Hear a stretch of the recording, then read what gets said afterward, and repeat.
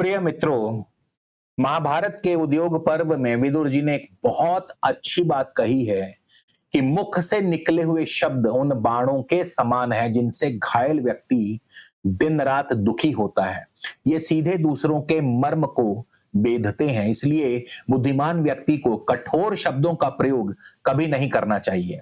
Mean राशि वालों, विदुर नीति का ये कथन 11 मई 2026 के बाद आपके जीवन का सबसे बड़ा ब्रह्मास्त्र बनने वाला है। पिछले कुछ समय से आपके प्रथम भाव में मंगल और शनि ने मिलकर एक भयंकर विस्फोटक योग बनाया हुआ था। आपको लग रहा था जैसे आपकी सोच, आपकी डिसीजन मेकिंग और आपकी ग्रोथ को किसी ने जंजीरों में जकड़ दिया हो। लेकिन 11 मई 2026 दोपहर 12:38 पर मंगल इस जंजीर को तोड़कर अपनी स्वराशि मेष राशि यानी आपके धन भाव में प्रवेश कर रहे हैं।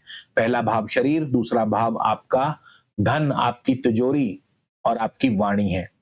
मंगल आपके धनेश और भाग्येश हैं। धनेश का द्वितीय भाव में आना एक विशाल धन योग को एक्टिवेट कर रहा है। पैसा तो आएगा, लेकिन आपकी वाणी बाणों की तरह तीखी हो जाएगी जो बने बनाए खेल को बिगाड़ सकती है। नमस्कार, मैं हूं आपका एस्ट्रो दोस्त चेतन और आप देख रहे हैं स्काई स्पीक्स। दोस्तों, आगे बढ़ने से पहले एक सबसे महत्वपूर्ण नियम, राशिफल जो है किससे देखें, यह प्रश्न बार बार आता है। तो राशिफल, गोचरफल हमेशा अपनी लगन राशि, चंद्र राशि दोनों से देखें। लगन आपकी फिजिकल रियलिटी है, चंद्रमा आपका माइंडसेट है। दोनों से ही आपको 100% सटीक फल प्राप्त होगा। आज हम इस वीडियो में क्या क्या कवर करने वाले हैं। सबसे पहले तो हम आपके 5 पिलर्स यानी करियर, बिजनेस, फाइनेंस, हेल्थ और रिश्तों पर बात करेंगे। साथ ही नक्षत्रों के अनुसार अलग अलग चरणों का माइक्रो एनालिसिस भी करेंगे। शुभ अशुभ उपाय जानेंगे। अंत में आपको बुलेट पॉइंट समरी भी दूंगा, इसलिए इस वीडियो को अंत तक देखने का प्रयास करें। ये आपके लिए एक मास्टरपीस है। ये एक जनरल गोचर है। शुभ या शुभ फल आपकी अपनी जन्मकालीन ग्रह स्थिति, ग्रह दशा पर निर्भर करता है, इसलिए वीडियो को देखते समय अपने विवेक का इस्तेमाल करें और इसे एक रिस्क मैनेजमेंट टूल की तरह लीजिए। तो चलिए मंगल के इस सफर पर शुरुआत करते हैं। सबसे पहले जानते हैं आपके फाइनेंस के बारे में। ये गोचर आपके बैंक बैलेंस के लिए किसी संजीवनी बूटी से कम नहीं। मंगल आपके दूसरे भाव के स्वामी है और भाग्य स्थान के भी स्वामी है। तो जब भाग्य का स्वामी उठकर धन भाव में अपनी स्वराशि में बैठता है तो इसे ज्योतिष में महालक्ष्मी योग के समकक्ष माना जाता है।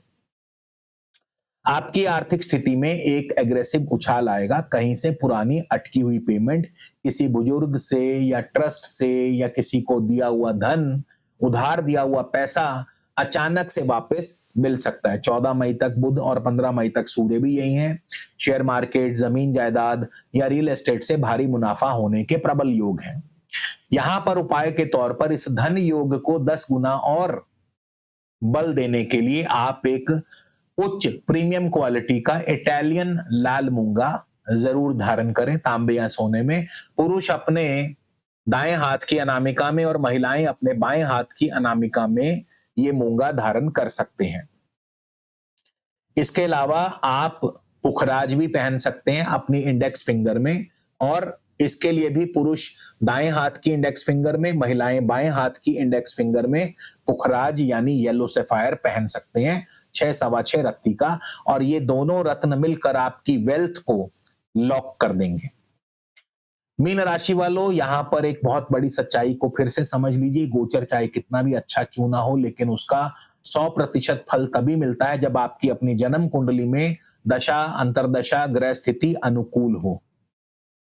तो ऐसे में सिर्फ और सिर्फ जनरल प्रेडिक्शन के आधार पर कोई भी ब्लाइंड रिस्क आपको नहीं लेना है। इस गोचर का असली फल जानने के लिए आप चाहें तो 1-to-1 वीडियो कंसल्टेशन बुक करवा सकते हैं। मैं आपको आपकी आगामी 3, 6 या 12 महीने की स्ट्रेटेजिक ब्लूप्रिंट रिपोर्ट भी तैयार करके दूंगा, जो आपके हेल्थ, वेल्थ और करियर का एक फुल प्रूफ प्लान होगा आपके आने वाले समय के लिए। तो बुकिंग के लिए नंबर स्क्रीन पर दिया है, इस नंबर पर आप संपर्क कर सकते हैं। ध्यान दीजिए, कई बार बिजी होने के कारण मैं फोन नहीं उठा पाता हूं, तो ऐसे में आप अपना मैसेज जो है व्हाट्सएप पे ड्रॉप कर दीजिए। फ्री होते ही आपको रिप्लाई जरूर करूंगा। अब बात करेंगे नौकरी पेशा लोगों के लिए भाग्येश मंगल क्या करने वाले हैं। तो मंगल आपके द्वितीय भाव में आपकी सैलरी इंक्रीमेंट करवा सकते हैं, बैंक बैलेंस में बढ़ोतरी करेंगे, आपके विचार बहुत स्पष्ट होंगे, सारगर्भित विचार होंगे। और अगर आप टीचर हैं, वकील हैं, फाइनेंस सेक्टर में हैं, तो आप अपनी इस वाक पटुता यानी कम्युनिकेशन स्किल्स के जरिए अचानक आपको कोई बड़ा प्रमोशन मिल सकता है। आप अपने बॉस के सामने अपनी बात को पूरी अथॉरिटी के साथ रखेंगे। अब बात करेंगे आपके बिजनेस की।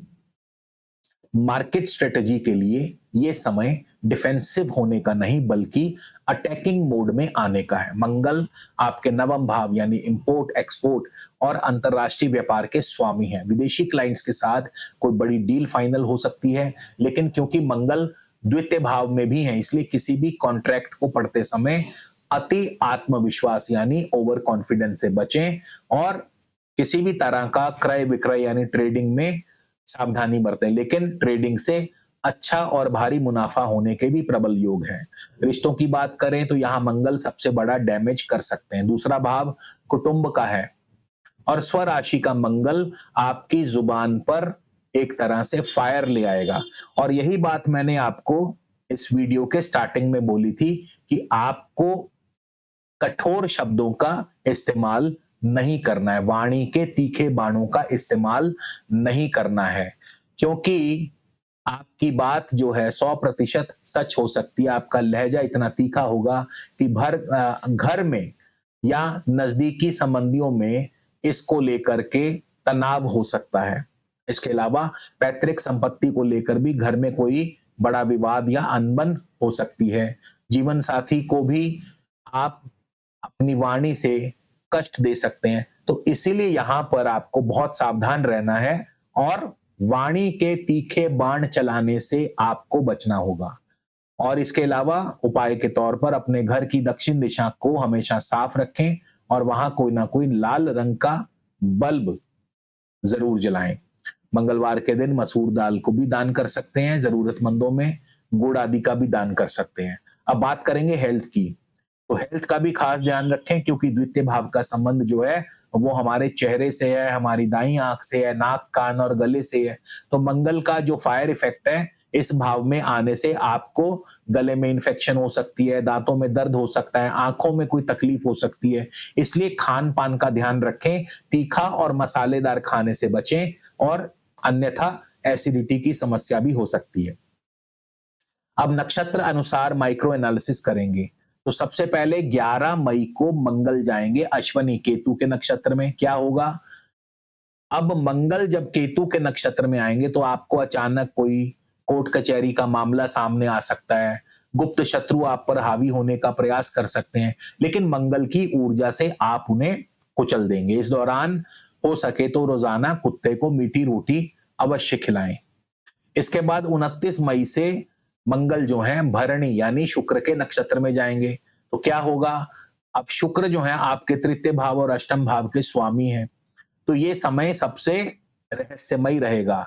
आपको शेयर मार्केट से या पैतृक संपत्ति से अचानक गुप्त धन या लाभ मिल सकता है, लेकिन अष्टम भाव धोखे का भी है, इसलिए पार्टनरशिप में अपने ही करीबियों से कोई धोखा मिलने के संकेत हैं। इसलिए कोई भी डॉक्यूमेंट बिना पढ़े साइन मत कीजिए। और उपाय के तौर पर रोजाना ओम शुम शुक्राय नमः इस मंत्र का कम से कम एक माला जाप करें।